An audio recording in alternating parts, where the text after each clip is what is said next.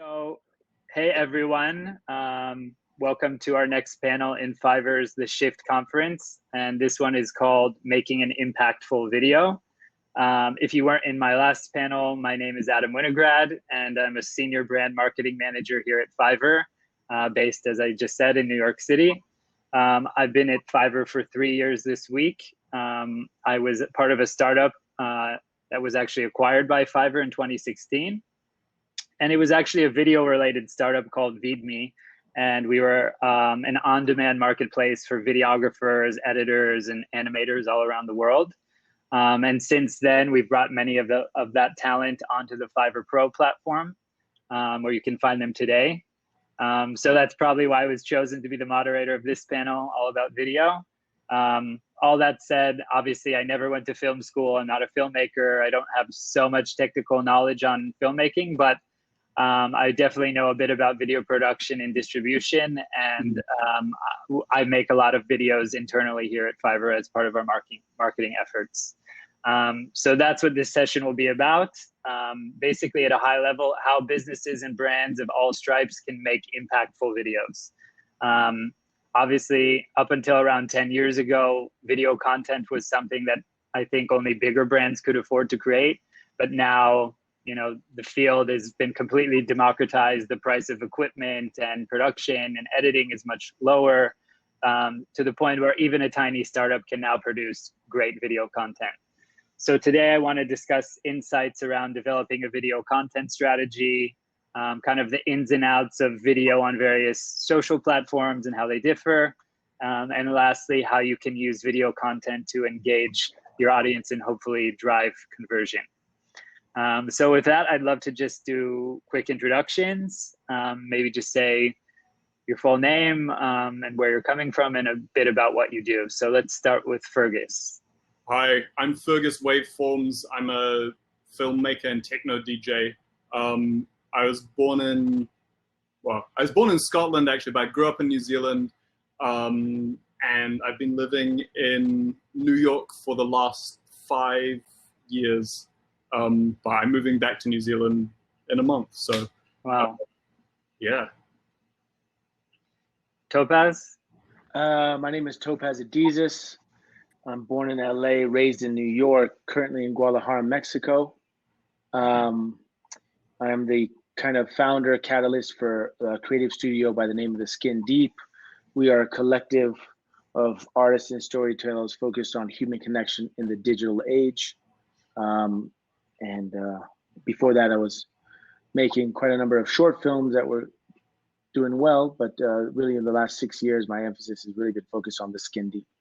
And I'm really interested in human connection in the digital age. Do you want to maybe explain a bit more The Skin Deep and the YouTube series? Yeah, so we create multiple experiences focused on human connection in the digital age, just because we're living, even before COVID and the transformation, the protest that we're seeing now, we're just living in this incredible inflection period in human history where the emotional experience of life is shifting.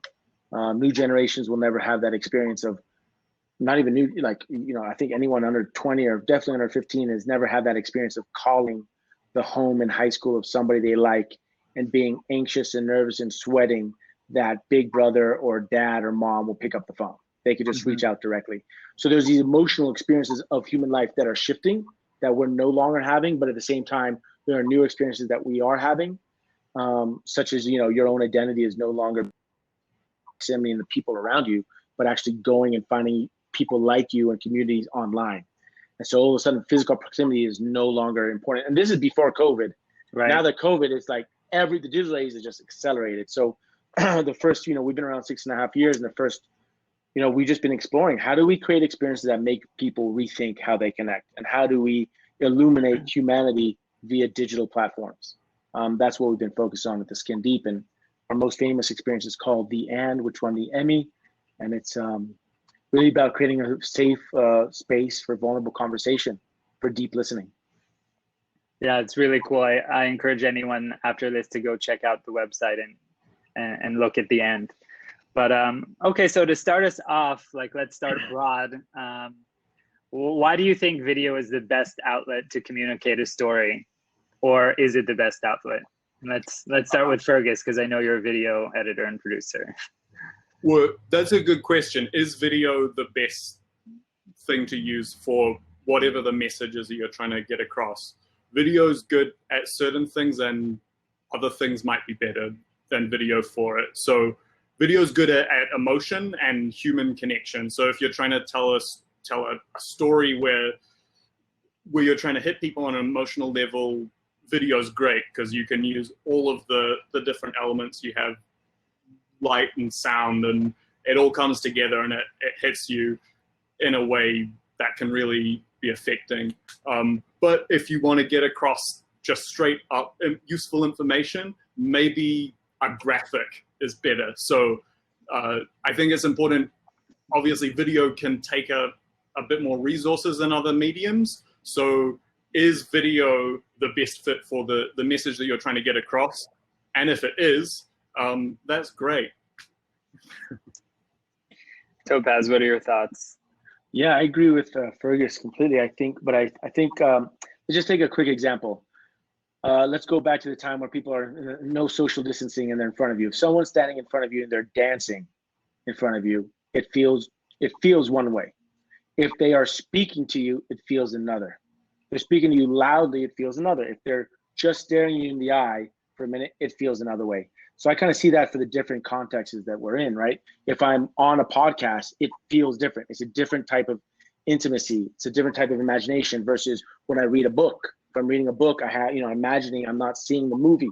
Seeing the movie, it's a different thing. So when we're creating content to engage with people, I think that oftentimes as creators or as business or entities, we're like, what's the strategy? Let's execute. And it's like, you have the playbook and you make it happen. And I think we kind of can create the space to make mistakes, create the space to experiment with something, see what does that feel like? How do I change the content for the context, right? So, with our team, we say like, we never copy paste, we put something on YouTube. If we're gonna make that into a podcast, go back to ground zero, blank slate, and recreate it for a podcast because it's a different experience. Don't just copy paste the YouTube thing, throw it into your podcast, and there's your podcast, because you're missing the context. So I just think as creators and as entities, it's what's the context you're in, and experiment in that context to see how do you feel differently, and give yourself room. Maybe season 1, your call to action is not so clear, the format or the language in that context is not so clear, and then season 2 it becomes clear, and you allow yourself to evolve as you learn, because it's kind of a continually learning process in communication. You're creating a relationship with your audience, and you're creating a relationship with the context that is the bridge between you and the audience. So to engage with that, to speak with that, and even to call your audience, we don't call our audience or consumers, we call them catalyzers. Right? Use different words, has different relationships, super helpful. So we see our catalyzers as people that they catalyze our experiences. It doesn't come to life unless they engage with it. They engage with it, they kind of, in that feedback, in that conversation, allows us the room to change and tweak the content that's on that platform, or to send us to another platform. Right. Let's try to bring it down to the level of like a small business person, because, I think we definitely see the difference between long form content and short form content. Do you think that the average small business person gets more bang for their buck out of a video versus a blog post or some other form of content? Yeah, I think a video can be especially powerful for a small business because it's engaging. If you're someone who's, say, I don't know, my dad's an osteopath. He doesn't have a video content strategy, but maybe we need to get onto it. So he could do a video series where he's talking about osteopathy, and that's going to be much more engaging than just a block of text on what is osteopathy or something. Someone who's interesting and wants to share their knowledge and is passionate about something, talking on camera, people just want to watch it because it's engaging information.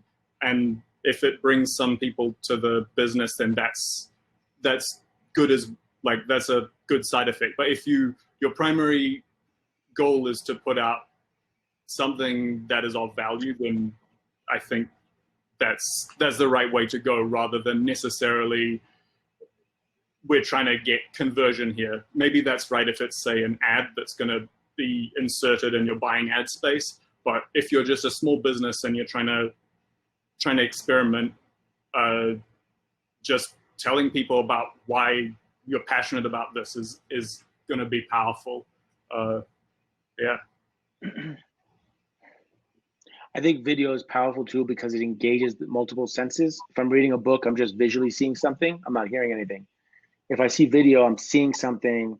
It's, and you don't believe what you read, but you believe what you see. That's an old adage, but I think it's true. And I think, I think a big reason that we're seeing the protests now, where we have way more engagement than we've ever had, is because people are seeing directly things happening on Instagram, and there's no dilution of energy. Mm-hmm. You can't hide it. And if you think about how it was in the past, you would have, say, something happened, somebody was a victim, somebody filmed what happened to the victim, someone reported what happened, and then someone distributed it. And now all those things are in one. It's like oftentimes the victim is doing Facebook Live and it's going. So that energy of the situation of visually hearing, and it's like, it's a firsthand account. It's going straight from that person's hand, who's both the victim, distributor, the recorder, into my hand. Right. And there's less condensing, and that's making people act. Whereas we've had generations of inaction because you could hide. It's getting much harder to hide emotionally from what you see. I think that's the power of the visual medium, because you have both. But like podcast, that's incredibly powerful because it's so intimate. It's just you and this voice whispering in your ear. Mm-hmm. And so there's a space for that. Or VR, you can be in, so I just think the visual medium is incredibly powerful. And I think, someone mentioned kindly that like it's about storytelling, but I think now with all the different formats, it's about experience making and being cognizant of what context are you in when you're making those experiences, and using the context to your advantage. Yeah, I guess storytelling can be maybe misinterpreted as it necessarily has to have an arc, like a beginning, middle, and end. But right now the way, which is like a traditional sort of like film and TV show idea of what video is, but like you're saying, Topaz, video has like a capacity to store energy and to be able to spread it around. And to your point about the protest and the power of video, I don't know if you heard about the app Citizen, but basically during all the protests in New York, there's an app where you could actually see where all the protests and incidents are happening in real time, click on it, and see video footage that was recorded just a few seconds ago. So it's interesting, this kind of condensing of the production timeline and distribution of it all in like one little place.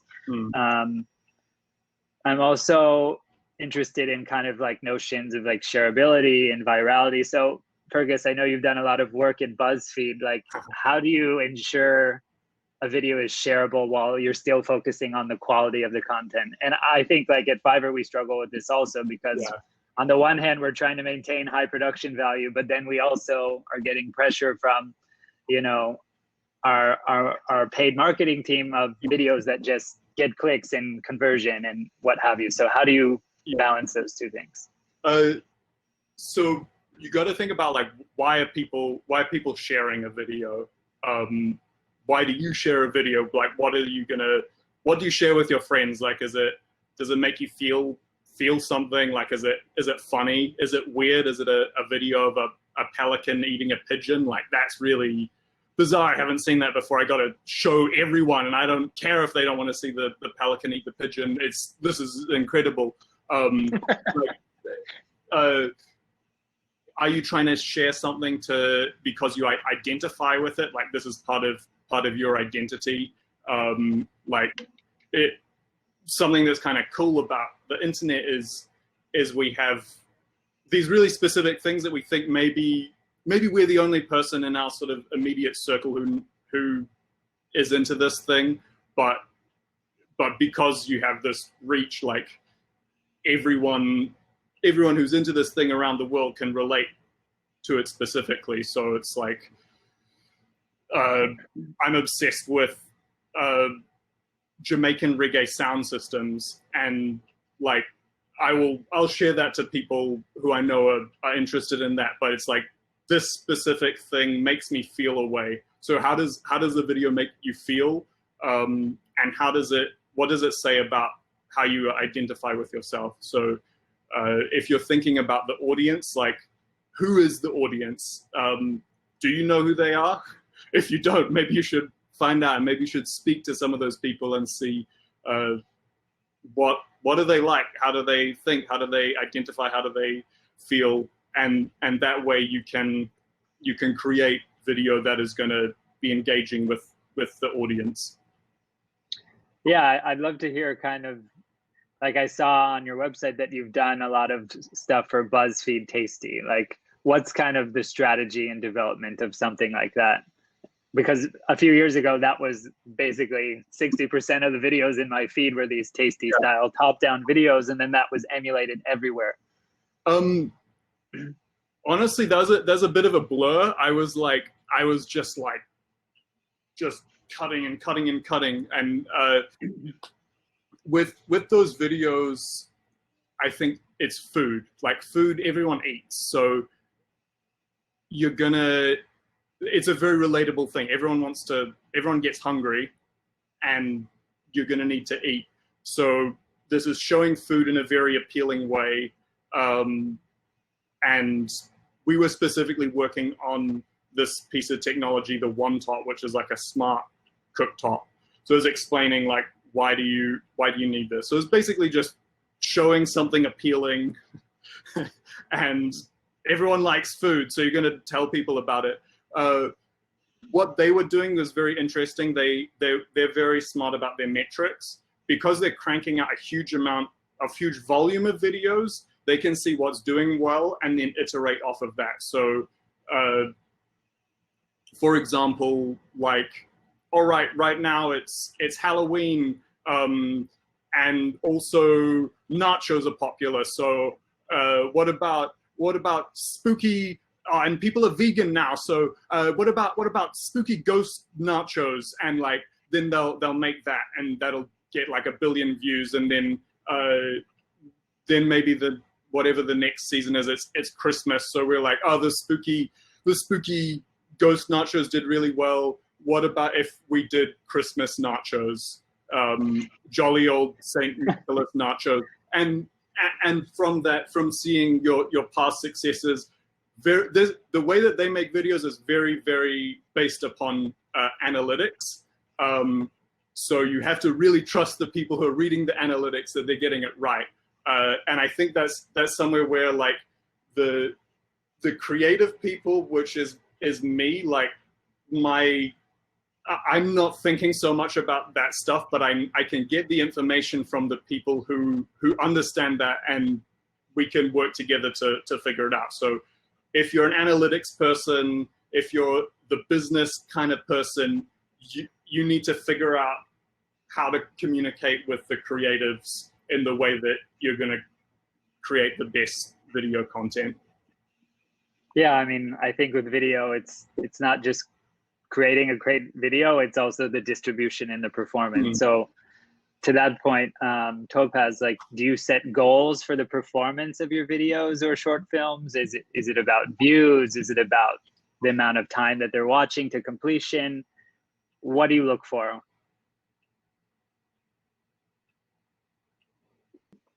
With our project, The End, none of our content we look for views, because our view is like the long term.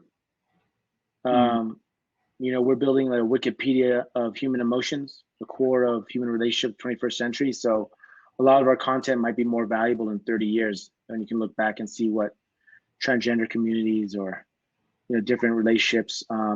So I tell my creative team, don't look at the view. It's not about the view count, because it's aligned with our values. We've obviously, like, creating ad assets that you put a little ad spend to get more exposure to. Then the way we monetize in our ways, we monetize with selling the card games. Able to build our business. Took me 4 years to figure that out, 5 years. But when we started doing ad spend, that's kind of where we realized, okay, you got to kind of pay to play. So we keep that separate. It's kind of like publishing an editorial. Like, our videos are our videos that stand beside our values and what we stand for. and have a long-term payoff. So if there's any KPI that I keep track of for for us and what we're doing with our videos is the ad assets is one thing, like what's the click-through rate, what's the cost per purchase. But with the actual videos that we post on YouTube, that really, if we're really watching the average view, the percentage of view duration, the percentage of view completion. So how much, like every video, are they watching 50%? Are they watching 70%? They're watching 30%. How can we engage our audience for a longer period of time? And then maybe, that's kind of what we track for us. I moved away from virality, but I've also missed the train on virality. I know our first video that went viral, we had part 1, part 2 it was off BuzzFeed actually. And Condé Nast was like 15 million and 7 million in the first week for part 1 and part 2. And we didn't have a YouTube channel. I missed that wave, and so I think, we've been learning, making mistakes, but we've just always been looking long-term at the value we're offering. And then how can we offer more of that? Yeah, that's important, Topaz, like to define what you think of as success, because there is for good reason, there is a lot of emphasis on like views and retention and conversion. But if you are only measuring that, then you may be missing other things. Like, are people being converted? Are they gonna go and quickly buy this product, but then they'll never think of it again once they've bought it and used it? Like, how do you measure the other things that isn't necessarily just getting views, getting likes, this endless pursuit of like numbers that are just, you'll never get enough and you'll just keep wanting more. It's like the more you get, the more hungry for it you are. So if you're thinking in the long term, it's like, is that quality over quantity? Like, is this a great piece of video that is going to be valuable in 30 years? It's going to capture a moment in time. And yeah, so that's, if you are a person who's using video, you're either making it yourself or you're using a creative team, you need to clearly define what is the parameters of success. If it's views and likes you want, that's good. We need to know that.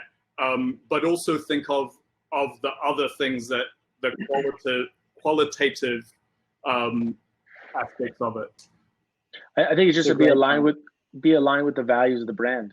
BuzzFeed, look at the name. BuzzFeed is like BuzzFeed, feed you buzz.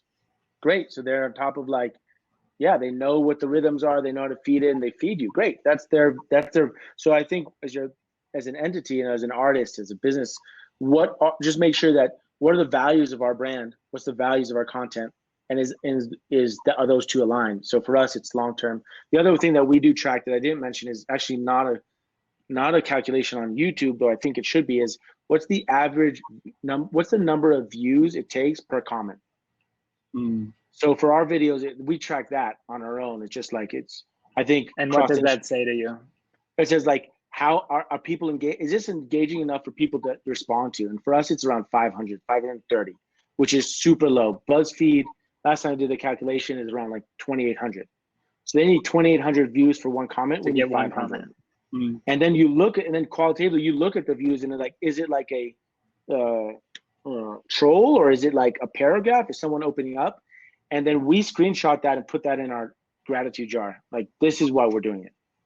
So that's like a key component for us, is, are we engaging our community? If I have 5,000 views, it's nothing, right? But I have, 1,000 comments. Like, I mean, we're talking to people. There's a relationship. That's important for our brand. And I'm just saying, I think in creating content, align it with the values of your brand. That's a great point. Just to quickly add to that, like, you got to think about with the platform that you're showing your content on, what is the value of the metrics? Like, not necessarily, not video, this is music, but I was reading an article about Bandcamp, the site where independent musicians post music and you can buy it. And they're saying, like, I have the number here, if you get like, say 50,000 streams on Spotify, you might get about $700. Whereas if you get 50,000 streams on Bandcamp, that's $20,000. So if you're not a Katy Perry or a Beyonce like big artist, you might have your work on Spotify, but you're getting like just pennies. Right. Whereas if you sell it on Bandcamp, you're getting actual money for less numbers, and you're probably getting a more dedicated consumer of your work. So someone who actually cares about the music enough to pay money for it, maybe they'll buy t-shirts, maybe they'll come to the concert. So think about the platform and the values, and before thinking of purely numbers. Great point. Because we only have 5 minutes left, and to the point about platforms, I did want to ask specifically about newer platforms. And obviously, I think the one on everyone's mind in the past year is TikTok. So I'm curious what you think TikTok and other, variants of that I'm sure will come if it shuts down, as someone in the last panel mentioned. How is TikTok going to change video broadly, do you think? I think TikTok's great. The thing I like about it is that it's I haven't made that much stuff with it, but I've watched plenty of content on it. I like the fact that it makes editing very accessible for people. So it's people who are not necessarily like filmmakers or like necessarily think of themselves as artists, but they can cut a video. If they have a sense of humor, they're doing it by instinct and creating super interesting stuff. And also it's being used by like children and teenagers, who I think we should, as the older generation, we should always be looking at what they're doing. We always like think that they're like completely amoral and corrupted since the dawn of time, but we need to pay attention to what they're doing, because they're smarter than you think, and they're coming for your jobs. So like, see what they're up to. What teenagers are doing has a lot of value, and even if it seems ridiculous, it's keep an eye on it and learn about it. I agree. That's a good point. And someone in the last panel brought up about, people thought Facebook was just for college students and, not to take it seriously. And there is an inevitable maturation of each platform. Sorry? Now it's for 60-year-olds. Exactly. And maybe TikTok will one day be for 60-year-olds. Topaz, any thoughts on TikTok? Oh, we can't hear you. It's already had a huge impact, and I think like now it's TikTok, and in 3-4 years it's going to be Baba, and then after that it's going to be Google Doodoo. And I think, to Fergus' point about they're coming for your jobs, I think like, look, the language is changing. Our relationship to technology is changing. My dad goes to see a movie now, and he's like, I can't watch it. The edits are too fast. He's like, it's like someone's yelling at me. And, he's used to a slower edit. He's 83, and the younger person's like, those movies are too slow. The language is changing. Our relationship is changing. And I think that for the, for the older generations, and the older generation is like a 28-year-old talking to a 20-year-old. I mean, whereas the generation used to be 15 years, now it's a 5-year shift because technology is changing. I think is our value that we can offer is not, normally it's like the older generations are there to like give the answer. I don't think that's the case anymore. Now it's about asking the right questions. Are you, if you're a 40-year-old running a marketing department or a creative team, are you asking your 20-year-olds the right questions? That's the value for people who are more experienced, not to necessarily know the language of TikTok, but asking the right questions for those who do know the language of TikTok to ask or to try to answer. I think that's a good place to focus on. But there's always going to be new context. There's always going to be new formats, and it's your ability to jump into those and ask valuable questions that offer value. It's a great point to end on. So I want to thank you guys very much. Great perspectives on video, online content, social platforms. It was great having you. Thank you. Right after this, we'll have our keynote with Andrew Yang, and thank you guys very much. Thank you. Thank you everyone for joining. Thanks for have a nice evening.